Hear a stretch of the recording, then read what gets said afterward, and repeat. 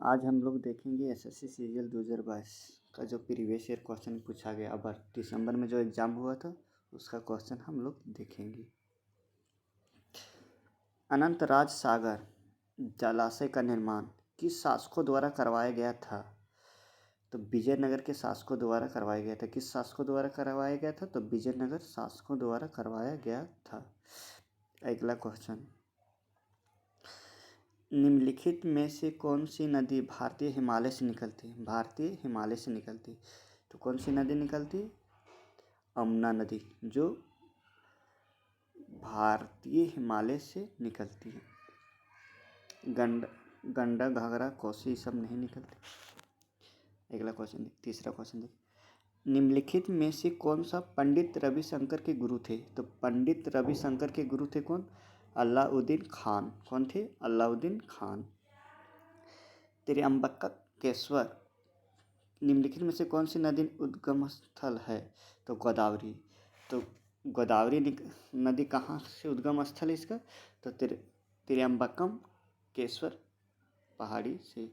इसके बारे में देखते हैं, गोदावरी नदी के बारे में कुछ इसके बारे में जो है इम्पोर्टेंट, इससे रिलेटेड क्वेश्चन बता देते हैं। गोदावरी नदी दक्षिण भारत की एक प्रमुख नदी। गोदावरी नदी क्या दक्षिण भारत का एक प्रमुख नदी है। यह नदी दूसरी पर्यायद्वीपीय नदियों में से सबसे बड़ी नदी है। यह नदी दूसरी पर्यायद्वीपीय नदियों में से सबसे बड़ी नदी है। इसे दक्षिण गंगा भी कहा जाता है। गोदावरी नदी को क्या कहा जाता है? दक्षिण गंगा भी कहा जाता है। इसकी उत्पत्ति पश्चिमी घाट में त्र्यंबकम पहाड़ी से हुई। तो दिया है त्र्यंबकम पहाड़ी से कौन सी नदी का उद्गम स्थल है? तो यह पर्यायद्वीपीय जिले मतलब नासिक, मतलब एग्जैक्ट जिला मतलब नासिक जिला से निकलता है। जो नासिक जिला कहाँ पड़ता है? महाराष्ट्र में। कहाँ पड़ता है? महाराष्ट्र में। और इसकी लंबाई कितना है? तो 1465 किलोमीटर। कितना है? 1465 किलोमीटर। इस क्षेत्र का बहुत बड़ा पाट प्रदेश मतलब बहुत बड़ा भाग पाया जाता है। जो पाट होता है उसका बहुत बड़ा पाया जाता है यार नदी में। अगला क्वेश्चन देखेंगे, in what form is the energy drive from the food that we eat is stored in our body? Glycogen किस रूप में रहता है? तो ग्लाइकोजन मतलब हमारी बॉडी में जो भोजन संग्रहित रहता है तो ग्लाइकोजन में संग्रहित रहता है। कहाँ एनर्जी जो मिलता है किससे? ग्लाइकोजन में संग्रहित रहता है। जो स्टोरेड इन आवर बॉडी मतलब संग्रहित रहता है बॉडी में, तो किस रूप में रहता है एनर्जी? तो हमारे शरीर में ग्लाइकोजन के रूप में संग्रहित रहता है। किस रूप में रहता है? संग्रहित रूप। अब देखेंगे छठा क्वेश्चन, तो विटामिन ए दिया है। विटामिन ए से रेटिनॉल जो गाजर में पाया जाता है विटामिन ए, ये आँख के लिए भी बहुत उपयोगी होता है। विटामिन B12 से कोबालिन होता है। विटामिन B12 में क्या पाया जाता है? कोबालिन। विटामिन सी में एस्कॉर्बिक अम्ल और विटामिन डी में क्या है? कैल्सीफेरॉल। तो इसमें थोड़ा सा और जोड़ दिया है एग्रो कैल्सीफेरॉल। तो हो जाएगा क्या आंसर? तीसरा। विटामिन ए में क्या पाया जाता है? रेटिनॉल। जो हम लोग गाजर अगर आँख में किसी को प्रॉब्लम होता है तो गाजर उजर जूस पीने बोलता है डॉक्टर। तो इसी गाजर विटामिन ए के का स्रोत तो गाजर। और इसमें विटामिन ए में क्या पाया जाता है? रेटिनॉल। और विटामिन B12 में कोबालिन। विटामिन B12 में कोबालिन। और विटामिन सी में एस्कॉर्बिक अम्ल। विटामिन सी में एस्कॉर्बिक अम्ल। विटामिन डी में एग्रो कैल्सीफेरॉल। तो आंसर क्या हो जाएगा? तीसरा। आगे देखते हैं, निम्नलिखित में से किस राज्य को भारत में अपनी तरह का पहला राज्य स्तरीय पंछी एटलस मिला? तो किस राज्य में मिला? तो केरल में मिला। निम्नलिखित में से कौन सा शहर कावेरी डेल्टा में शासक विजयवालिया द्वारा बनाया गया था? तो कौन? तंजावुर। कौन सा शहर? तो तंजावुर। निम्नलिखित में से कौन सा मौलिक अधिकार नहीं? तो ये हम लोग का मौलिक अधिकार में मत देने का अधिकार नहीं है। तो यही पहला आंसर हो जाएगा। तो देखते हैं, समानता का अधिकार कितना अनुच्छेद में? 14 से 18 में क्या? समानता का अधिकार। धार्मिक स्वतंत्रता का अधिकार कितना अनुच्छेद में दिया? तो 25 से लेके 28 तक अनुच्छेद में क्या दिया हम लोग का? धार्मिक स्वतंत्रता का अधिकार। और शोषण का विरुद्ध दिया है 23 से 24 में। तो ये भी याद रखना कि समानता का अधिकार कितना दिया? 14 से 18 तक। और धार्मिक स्वतंत्रता का अधिकार कितना दिया? तो 25 से 28 तक। और शोषण के विरुद्ध का अधिकार कितना है? 23 से 24। अगला क्वेश्चन देखते हैं, देश के केंद्रीय बैंक का निम्नलिखित में से कौन सा कार्य नहीं है? तो यह जनता से जमा स्वीकार नहीं करता। यह क्या करता है? जनता से जमा स्वीकार नहीं करता, क्योंकि सेंट्रल बैंक है। या देश की मुद्रा आपूर्ति को नियंत्रित करता है, एकदम सही, पहला भी सही है। या सरकार के लिए एक बैंक के रूप में कार्य करता है, ये भी सही है। छोटे छोटे बैंक को ऋण देता है, लोन देता है। तो चौथा क्या? या देश की मुद्रा जारी करता है, ये भी सही, देश का मुद्रा भी जारी करता है। तो आंसर हो जाएगा क्या? 2 हो जाएगा, क्योंकि ये गलत है। या जनता से जमा स्वीकार नहीं करता है। 11 क्वेश्चन देखें, 11 नंबर वाला क्वेश्चन हम लोग, distance covered by object is directly proportional to the time, क्या होगा? तो आंसर दूसरा हो जाएगा, directly proportional to the time. निम्नलिखित में से कौन सा तथ्य पीसी महालनोबिस से संबंधित नहीं है, जिन्होंने भारत का पंचवर्षीय योजनाओं के निर्माण में योगदान दिया था? तो आंसर क्या हो जाएगा? दूसरा। महालनोबिस का जन्म 1983 में कलकत्ता में नहीं हुआ था, ये क्या है? गलत है। तो यही मानना, ये नहीं पूछा था, इसलिए दूसरा आंसर हो जाएगा। और पहला भी सही है, उन्होंने भारतीय योजना के वास्तुकार के रूप में भी जाना जाता है, किसको? महालनोबिस को। और तीसरा में देखते हैं, उन्होंने भारतीय सांख्यिकी संस्थान की स्थापना की है, सांख्यिकी संस्था की स्थापना की है। उन्होंने सांख्य पत्रिका की शुरुआत की है। अगला क्वेश्चन देखते हैं, चीन और म्यांमार की ओर से जाने वाले रास्ते ब्रह्मपुत्र घाटी की एक पहाड़ी पर निम्नलिखित में से कौन सा पूरा स्थल है? तो दावोजली हेडिंग। कौन है? दावोजली हेडिंग।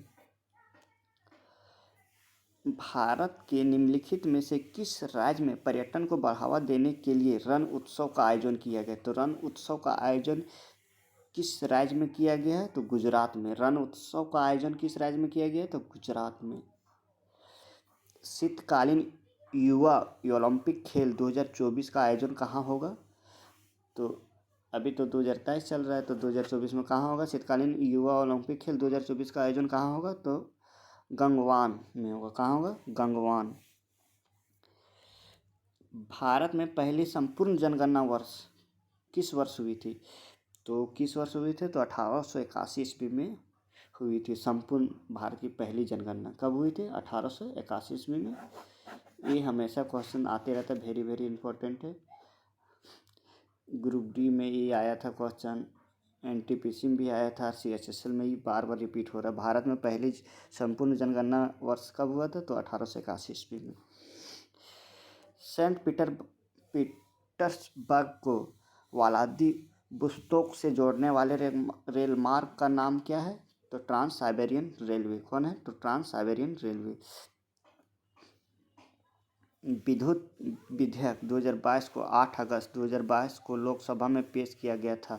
विधेयक किस वर्ष स्थापित विद्युत अधिनियम में संशोधन करता है? तो 2003। क्या दिया आंसर? तो 2003। ये लेटर मतलब दिसंबर में एग्ज़ाम हुआ था, और 8 अगस्त मतलब करंट अफेयर 1-2 महीना पहले, एग्ज़ाम के 1-2 महीना पहले का करंट अफेयर दिया है। और इसमें देखते हैं, सितंबर 2022 के पहले सप्ताह में पायलट आधार पर फैमिली डॉक्टर कार्यक्रम शुरू किया गया था। यह कार्यक्रम किस राज्य सरकार द्वारा किया गया था? तो आंध्र प्रदेश। किस राज्य द्वारा? तो आंध्र प्रदेश। लोक नृत्य तरंग मेल निम्नलिखित में से किस राज्य से संबंधित है? तरंग मेल निम्नलिखित में किस राज्य से संबंधित है? तो गोवा से। ये सब जो नृत्य है, ये हमेशा मतलब याद रखना, क्योंकि एमटीएस में भी आ सकता है ये क्वेश्चन, सीएचएसएल में आ सकता है, क्योंकि यही सब क्वेश्चन फिर प्रीवियस ईयर वाले जितना भी क्वेश्चन रहता है सब रिपीट होता है। जितना भी नृत्य से रिलेटेड है, जो है अभी फ़िलहाल जो एग्ज़ाम हुआ है, उससे जो प्रीवियस ईयर का क्वेश्चन रहता है वो हम लोग को तैयारी कर लेना चाहिए, क्योंकि इससे क्वेश्चन बहुत ज़्यादा रिपीट होता है थोड़ा थोड़ा। और इसी से रिलेटेड जैसे नृत्य से पूछा कि तरंग मेल निम्नलिखित किस राज्य से संबंधित, तो गोवा से। तो जितना भी राज्य का लोक नृत्य है वो सब याद कर लेना चाहिए। AIBA मुक्केबाजी जूनियर लड़कों और लड़कियों की प्रतियोगिताओं में मुकाबले में प्रत्येक राउंड में कितने मिनट होना चाहिए? तो 2 मिनट। कितने मिनट होना चाहिए? तो 2 मिनट। 10 अप्रैल 2022 तक प्राप्त जानकारी के अनुसार निम्नलिखित में कौन छत्तीसगढ़ के मुख्यमंत्री के रूप में कार्यरत है? तो भूपेश बघेल। कौन है? तो भूपेश बघेल। करंट अफेयर से अभी तक 3 क्वेश्चन है, देखते हैं। निम्नलिखित में से कौन सा बॉलीवुड कोरियोग्राफर 2003, 2007 और 2009 में 3 बार राष्ट्रीय पुरस्कार विजेता रहा? उन्होंने संजय लीला भंसाली की फिल्म देवदास सहित कई हिंदी फिल्मों में काम किया। तो आंसर क्या हो जाएगा? सरोज खान, जो 2003, 2007, 2009 में 3 बार राष्ट्रीय पुरस्कार विजेता रहा, जो भंसाली की फिल्म देवदास सहित कई हिंदी फिल्मों में काम किया। तो Saroj Khan. All India Muslim league की स्थापना 1906 में कहाँ हुआ था? तो कहाँ हुआ था? तो ढाका में हुआ था। कहाँ हुआ था? तो ढाका में। जड़त्व के बारे में सही कथन की पहचान कीजिए। तो आंसर क्या हो जाएगा? तीसरा, कि द्रव्यमान जितना अधिक होगा जड़त्व उतना ही अधिक होगा। क्योंकि जड़त्व समझने से मतलब बहुत ज़्यादा अगर वजन का कोई वस्तु होगा तो उसको बल लगाने में जितना ज़्यादा लगेगा, इसलिए बोल उसी को क्या कहते हैं? जड़त्व। अगर मान लो कोई भी अगर बड़ा सा चट्टान है, उसको धकेलने में जितना बल लगता है, रिलेट किससे करता है? द्रव्यमान। जितना भी छोटा वस्तु रहेगा तो हम लोग धक्का मार देंगे तो उसका पोजीशन में चेंजिंग हो जाता है, और अगर थोड़ा सा बड़ा द्रव्यमान में रहेगा तो पोजीशन उसको मतलब थोड़ा सा बल अगर फोर्स लगाते हैं तो ज़्यादा फोर्स की आवश्यकता होता है। उसी को जड़त्व का नियम अधिनियम कहते हैं। तो वही बोला, द्रव्यमान जितना अधिक होगा जड़त्व उतना ही अधिक होगा। द्रव्यमान जितना अधिक रहेगा जड़त्व उतना ही अधिक होगा। आज का कंप्लीट। अगर वीडियो अच्छा होगा तो लाइक सब्सक्राइब कर देना, चैनल को शेयर भी कर दें।